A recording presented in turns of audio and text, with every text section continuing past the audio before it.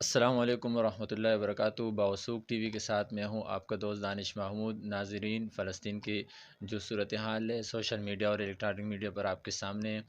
اس حوالے سے ہم آج کے اس انٹرویو میں بات کریں گے۔ ہمارے ساتھ موجود ہے جامعہ مسجد مدنی I/84 کے خطیب حضرت مولانا مفتی محمد عبداللہ نقشبندی صاحب۔ ان کا وہاں غزہ کے ایک دوست ہے، ان سے باقاعدہ رابطہ بھی ہوا ہے اور ان کے ساتھ بات چیت بھی جاری ہے۔ حضرت سے تازہ ترین صورتحال کے حوالے سے بھی بات کریں گے۔ حضرت بہت شکریہ، آپ نے ہمیں وقت دیا۔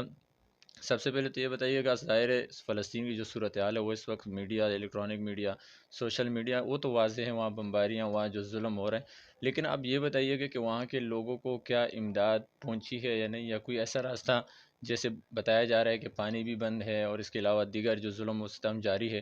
کیا ہمارے مسلم ممالک کی طرف سے یا کسی تنظیم کی طرف سے ان تک مدد پہنچی ہے نہیں؟ کیونکہ آپ کا وہاں ایک دوست سے رابطہ بھی ہوا ہے، بات چیت بھی ہوئی ہے، انہوں نے آپ کو کیا بتایا؟ وعلیکم السلام ورحمۃ اللہ وبرکاتہ، جزاک اللہ خیر۔ وہاں کی جو صورتحال ہے اس کے بارے میں تو شیخ محمود الحنفی وہاں کے ایک عالم ہیں، بہت بڑے ماشاءاللہ، اور یہاں پر تبلیغ کے اندر آئے تھے ہمارے پاس مسجد میں، تو ان سے میرا رابطہ رہتا ہے۔ تو ان کا تو سر دست یہ کہنا تھا کہ جو امداد ڈائریکٹ بھیجی جائے تو ان تک پہنچنا مشکل ہے، کیونکہ بینک دوسرے ذرائع جتنے بھی ہے وہ بند ہیں اس وقت۔ البتہ یہ ہے کہ جو ادارے اس وقت ایک اپنے طور پر خصوصاً دارالعلوم کراچی کی ان کو کچھ امداد پہنچی ہے، اسی طرح جمعیت علماء اسلام وہ جو ہے پہنچانے کی کوشش کر رہے ہیں، تو یہ دارالعلوم والے تو پہنچ گئے الحمدللہ، اور پھر جمعیت والوں نے بھی کوشش کی اور انشاءاللہ وہ بھی پہنچیں گے، تو باقی بھی، لیکن ان کو اس وقت بہت زیادہ ضرورت اس چیز کی ہے، ہر چیز کی ضرورت ہے، یعنی ان کے گھر مسمار ہو چکے ہیں، ان کی آبادی ختم ہو چکی ہے، وہ گھروں سے بے گھر ہیں، یعنی ان کو یعنی زندگی کی جو ضروریات ہے سب ان کو ضرورت ہے، پانی سے لے کر کھانے پینے کی اشیاء سے لے کر اس کو خیموں سے لے کر سب چیزوں کی ضرورت ہے۔ اور حقیقت یہ ہے کہ آج امت مسلمہ اپنے اس موقع کے اوپر بہت غفلت کا مظاہرہ کر رہی ہے، اور خصوصاً ہمارے جو مسلم ممالک کے سربراہان ہیں وہ تو بہت ہی غفلت برت رہے ہیں، اور بہت ہی افسوس کی بات ہے اس موقع پر کافر آپس میں الکفر ملت واحدہ کا ثبوت دیتے ہوئے سارے اکٹھے ہو گئے ہیں، لیکن کاش کہ ہمارے مسلم امہ کے جو سربراہان ہیں ان کو بالکل احساس نہیں ہے۔ البتہ یہ ایک خوشائند بات ہے کہ جتنی امت مسلمہ ہیں نا، ان کے اندر یہ درد دل موجود ہے، دعائیں بھی جاری ہیں، فکر مندی ہیں، اور آپس میں فنڈنگ بھی ہو رہی ہے، تو امید ہے کہ اللہ پاک کی ذات سے انشاءاللہ کہ یہ ہماری دعائیں اور یہ محنت انشاءاللہ کو جو ہے اللہ تبارک تعالیٰ اس کو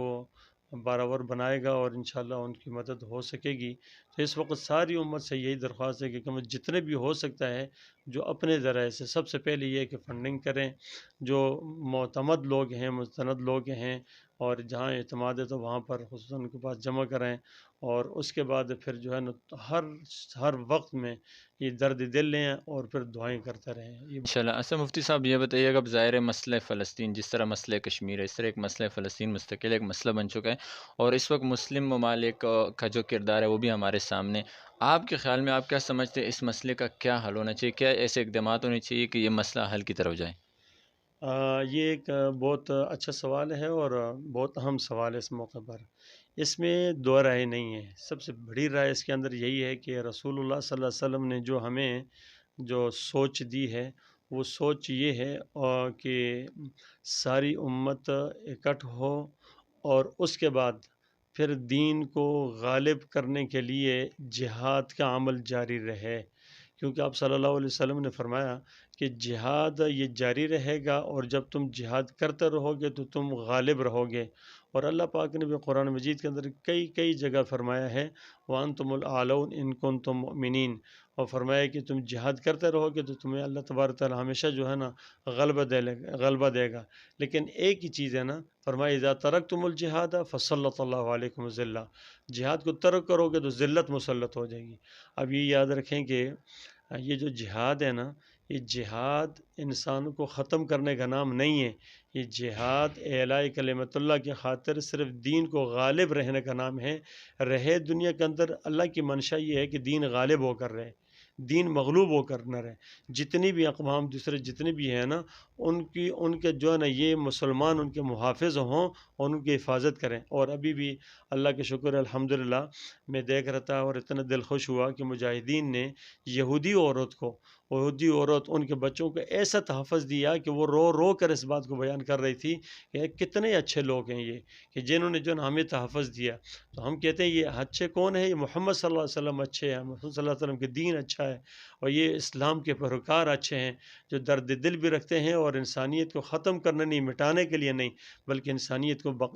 کے بقا کے لیے اور دین کو غالب رکھنے کے لیے۔ دین غالب ہوگا، امن ہوگا، عدل ہوگا، انصاف ہوگا، راحتی ہوگی، سکون ہوگا، اپنے بھی غیر بھی سب سکون کے اندر ہوں گے۔ البتہ ان لوگوں کو جہنم سے بچانے کے لیے فکر پھر جو ہے نا تبلیغ کے سلسلے میں ان کے لیے تبلیغ کی جا کر پھر ان کو راغب کیا جائے، ترغیب دی جائے، تو پھر وہ جو ہے نا اللہ کرے اور دعائیں مانگی جائے تو انشاءاللہ وہ دین کی طرف بھی آ جائیں گے اس سے متاثر ہو کر، اور ان کی دنیا بھی بن جائے گی، آخرت بھی بن جائے گی۔ جی مفتی صاحب، آپ نے بہت زبردست بات کی۔ آخری سوال آپ سے پوچھنا چاہوں گا، ظاہر ہے کہ جو عوام ہے وہ تو حکومت وقت یا جو اقتدار میں ہوتے ہیں ان کے جو فیصلے ہوتے ہیں انہی کے جو ہے نا تابع ہوتے ہیں، لیکن عوام کی ان ساری صورتحال میں کیا ذمہ داری بنتی ہے؟ عوام کی سب سے بڑی ذمہ داری یہ ہے کہ ہر ایک انسان اپنی طاقت کے مطابق مکلف ہے۔